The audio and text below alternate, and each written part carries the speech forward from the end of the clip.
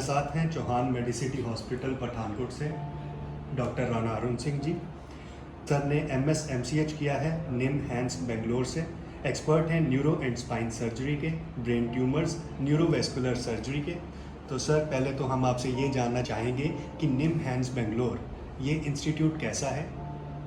Thank you so much मेरे को invite करने के लिए। NIMHANS national institute of mental health and neurosciences जो बैंगलोर में स्थित है और ये सेंट्रल गवर्नमेंट के अंडर आता है। जैसे चंडीगढ़ में PGI चंडीगढ़ और दिल्ली में जैसे दिल्ली एम्स, ऐसे ही ये साउथ में इस्टेब्लिश किया इंस्टीट्यूट है।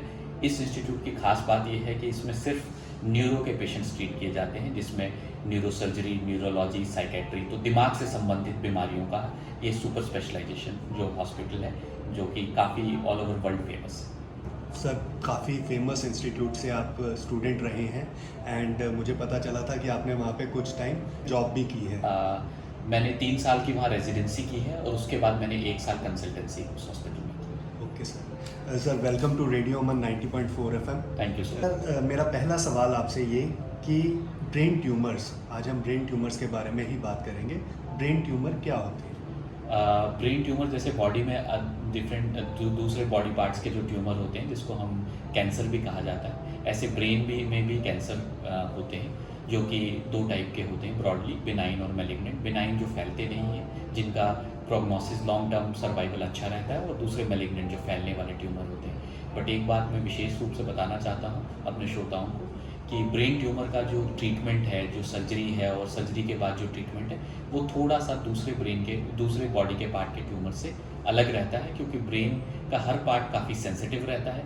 और जो हमारे जो एलिक्वेंट एरियाज़ हैं, एलिक्वेंट मतलब जिन पार्ट का ब्रेन में कोई ना कोई काम रहता है, जैसे कि कोई पार्ट जो पेशेंट के बोलने से संबंधित है, कोई पार्ट जो पेशेंट के देखने से संबंधित है, उस जगह के ट्यूमर को पूरी तरह से निकालना कभी कभार हमारे लिए मुश्किल रहता है। तो उसकी treatment as compare to other जो बॉडी के ऑर्गन होते हैं, थोड़ा सा डिफरेंट रहता है। ब्रेन ट्यूमर तो ऐसा वर्ड है जिसको सुनते ही लोग घबरा जाते हैं, पेशेंट घबरा जाता है, और आसपास के लोग जब उनसे ब्रेन ट्यूमर के बारे में बात करते हैं तो पेशेंट की आधी विल पावर तो वैसे ही ख़त्म हो जाती है। तो इसके बारे में आप कुछ हमारे लिसनर्स को बताएं कि क्या इतना ज़्यादा घबरा जाना चाहिए ब्रेन ट्यूमर का नाम सुनने से?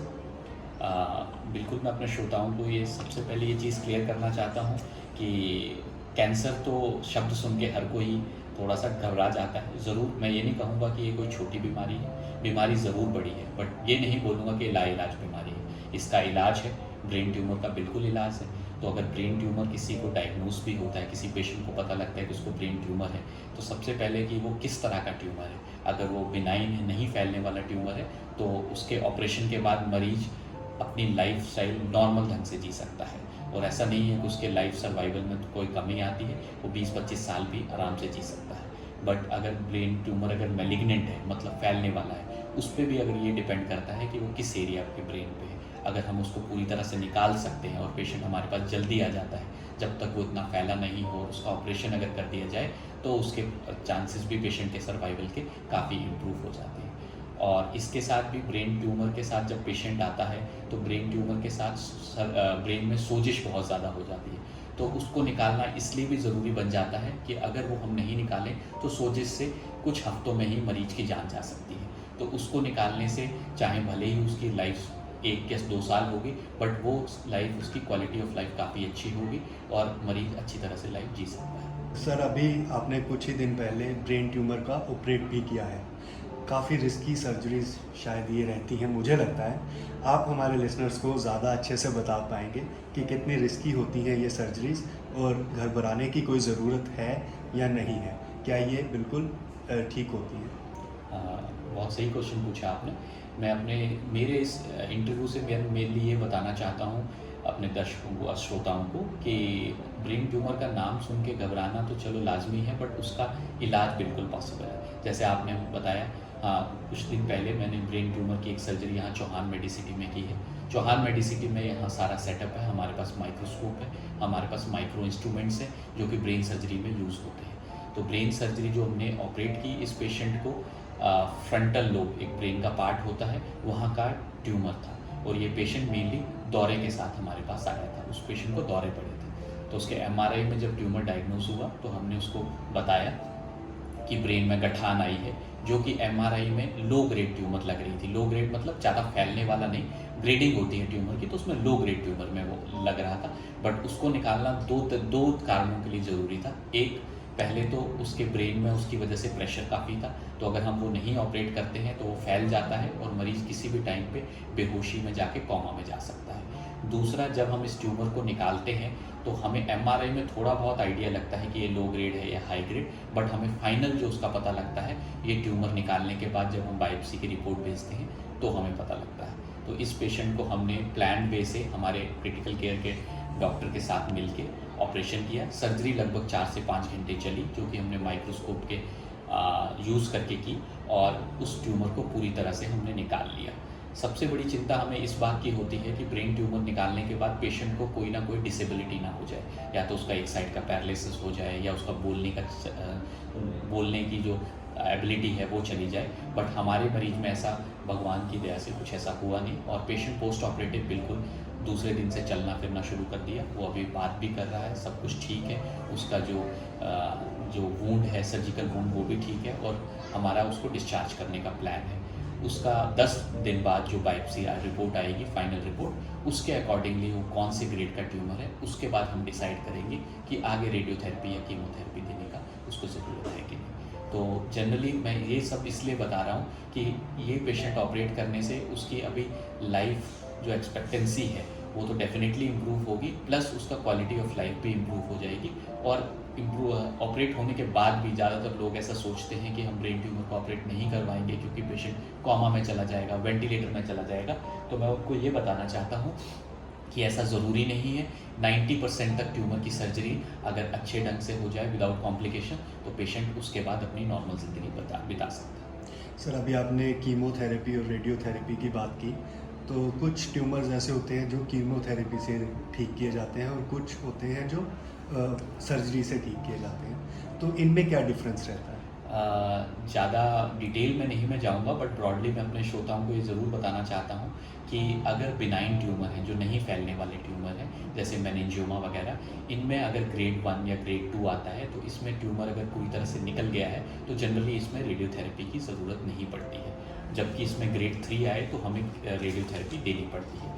जो मैलिग्नेंट ट्यूमर है, उसमें मैलिग्नेंट ट्यूमर में जो ग्रेड 1 के ट्यूमर है, अगर वो पूरी तरह से निकल जाते हैं और ऑपरेशन के बाद जो आप एमआरआई करवाते हैं 3 महीने बाद या 6 महीने बाद, अगर उसमें ट्यूमर पूरी तरह से निकल गया है, तो इन पेशेंट्स में हमें कीमोथेरेपी या रेडियोथेरेपी की ज़रूरत नहीं पड़ती है। हम साल के साल पेशेंट को बुलाते हैं, उनका रिपीट एमआरआई कराते हैं और पेशेंट को रेगुलर फॉलोअप पे रखते हैं। बट जो ग्रेड 3 ग्रेड 4 के ट्यूमर हैं और जो दूसरे शरीर से आए हुए ट्यूमर हैं, जिनको हम मेटास्टेसिस बोलते हैं, ये ट्यूमर जनरली बहुत जल्दी फैलते हैं। तो इन ट्यूमर्स में सर्जरी के बाद भी हमें पेशेंट को कीमोथेरेपी और रेडियोथेरेपी के लिए भेजना पड़ता है। और अगर वो ट्यूमर पूरी तरह से फैल गया है और वो दूसरी शरीर से आए हैं, जो मेटास्टेसिस है वो बहुत ज़्यादा फैल गया है, तो उसमें हमारे पास सर्जरी का ऑप्शन नहीं रहता है, उसमें हम पेशेंट को रेडियोथेरेपी देते हैं। सर, बहुत अच्छा लगा आपसे बातचीत करके। आपने सफल ऑपरेशन किया है ब्रेन ट्यूमर का, तो बहुत अच्छा लगा आपसे बातचीत करके। All the best for your future. जो फ्यूचर में आप जितने भी लोगों को, मैं चाहूँगा कि आपके पास जितने भी पेशेंट्स आएँ सभी ठीक होकर राज़ी खुशी खुश होते हुए घर जाएं। सो थैंक यू सर हमसे बात करने के लिए। थैंक यू सो मच, आपने मेरे को इनवाइट किया, और मेरा सोनली पर्पस यही है इस इंटरव्यू का कि ज़्यादा से ज़्यादा लोगों को ये पता लगे ब्रेन ट्यूमर के बारे में, उनको तो और नॉलेज मिल सके। और उनको मैं यही बताना चाहता हूँ कि ब्रेन ट्यूमर में जब भी ऐसा डायग्नोज होता है, पता लगता है आपके, ज़रूर ये फैमिली हर किसी के लिए थोड़ा चिंता वाली बात होती है। बट इस सिचुएशन में आप अपने न्यूरोसर्जन से तुरंत मिलें। जो न्यूरोसर्जन अपने एक्सपीरियंस के बेस पे आपको एडवाइस दे रहा है, उसके ओपिनियन माने। सर्जरी अगर वो बोल रहा है तो सर्जरी करवाएं। कैसे, कहाँ करवानी है, किस इंस्टीट्यूट में करानी है, वो डिसीजन आपका है। बट अगर वो आपको राय दे रहा है तो वो अपने एक्सपीरियंस के हिसाब से वो बता रहा है, तो उसकी एडवाइस माने। ज़्यादातर लोग मैंने देखा है कि अपने रिश्तेदारों की बात सुन के कई झोला छाप डॉक्टर्स जो होते हैं, क्वैक्स जो होते हैं, या फिर जो देसी दवाई देते हैं, उनके चक्करों में पड़ जाते हैं। जबकि ऐसा इन देसी दवाई का इन पे कोई रोल नहीं है, क्योंकि मेरे पास कई मरीज़ आते हैं जो देसी दवाई लेके उस टाइम पे मेरे पास पहुंचते हैं जब तक ये ट्यूमर पूरी तरह से फैल चुका होता है। तब हमारे हाथ में भी ज़्यादा कुछ नहीं रहता। तो इसलिए अगर ऐसा कुछ डायग्नोस होता है तो अपने न्यूरोसर्जन से मिले और उनकी एडवाइस को फॉलो करें। मैं तो अपने लिसनर से यही कहना चाहूँगा कि अगर को कभी भी किसी को भी कोई ब्रेन रिलेटेड प्रॉब्लम आती है या न्यूरो स्पाइन रिलेटेड प्रॉब्लम आती है तो वो चौहान मेडिसिटी आकर डॉक्टर राणा अरुण सिंह जी से ज़रूर मिलें। बिल्कुल, thank Thank you, you, sir. Thank you so much. हमारे साथ अभी पेशेंट हैं जिनका अभी ब्रेन की सर्जरी हुई है। सर, स्वागत है आपका रेडियो अमन पे। जब आपको ये प्रॉब्लम हुई तो आपको क्या सिम्टम्स महसूस हुए थे, क्या परेशानी हुई थी जो आपको डॉक्टर के पास आना पड़ा? परेशानी सर, मैं गाड़ी लेके गया था कश्मीर में, तो गाड़ी खाली करके मैं वहाँ पे पेट्रोल पंप पे डीजल डलवाने के लिए गाड़ी खड़ी की मैंने। तो 2 फुट गाड़ी मैंने पीछे की है, 2 फुट और करनी थी पीछे। तो मुझे शरीर मेरा ऐसे हो गया जैसे मोबाइल हैंग होता है। मुझे शरीर पे कंट्रोल नहीं हो रहा था कि कैसे करूँ, क्या करूँ या ना करूँ। खाली देखने में लगता था कि ये बंदे अपने हैं और एक पेट्रोल पंप है, ये पंप वाले आदमी हैं, ये ऐसे है, ये ऐसे। तो शरीर में हिम्मत नहीं थी काम करने की कि क्या क्या करना, क्या क्या नहीं, आगे क्या करूँ या पीछे को क्या करूँ या कैसे भी करूँ। तो मुझे नहीं सर पता चल रहा था। फिर वहाँ पे थोड़ा सा चेकअप करवाया श्रीनगर में, फिर उसके बाद घर ले आए लड़के, वहाँ से 4 लड़के मुझे। तो हाँ, लोले चौहान हॉस्पिटल चलते हैं वहाँ, फिर वो लेके आए जहाँ डॉक्टर डिस्कस किए। तो उन्होंने बोला ऑपरेशन के लिए, तो ऑपरेशन करवाया मैंने। तो आगे से काफ़ी महसूस हुआ, सही लग रहा है, बहुत अच्छा लग रहा है। ठीक है। और ब्रेन ट्यूमर का तो नाम सुनते ही डर लगने लग जाता है, तो जब आप हॉस्पिटल आए थे तो कोई डर वगैरह था आपके मन में? नहीं सर, ऐसा थोड़ा बहुत तो हल्का फुल्का सा डर है, लेकिन कोई मेरे मन में तो बिल्कुल नहीं था। तो चलो कोई बात नहीं, जब मौत है मौत तो एक ही बहरानी, सच से क्यों गुमराह ना दे। ऑपरेशन आपका सफल ऑपरेशन हुआ? बहुत बढ़िया हुआ जी। आप और कैसा आज feel कर- हंस खुश के घर जा रहे हैं, बड़ी हंसी खुशी से। बहुत बहुत मुबारक आपको कि आपकी ज़िंदगी में जो प्रॉब्लम थी, परेशानी थी, दुख तकलीफ थी, वो दूर हो गया और अब आप नॉर्मल ज़िंदगी आप आगे बिता सकते हैं। चलो सर, अच्छी Thank बात you. है।